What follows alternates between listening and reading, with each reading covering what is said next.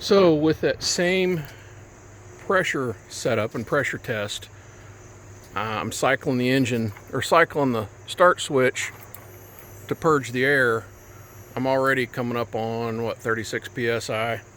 And again, this is where the indicator or the pressure gauge goes down and around, goes into that T right there.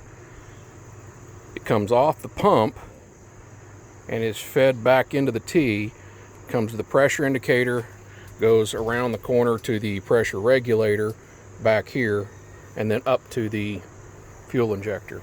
This is a brand new $375 factory replacement pump, the entire thing, and it is producing more than enough in holding pressure, more than what the rebuild kit was. So I cycled a few more times to get the air. I probably don't even need to. Let's see what happens.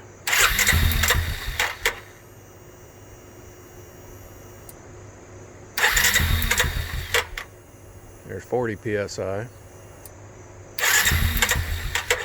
Choke it here a little bit. Oh wait, choke it a little bit. There's 42.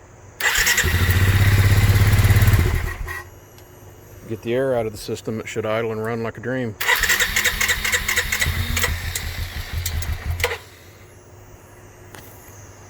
Yeah, I think that shows us enough.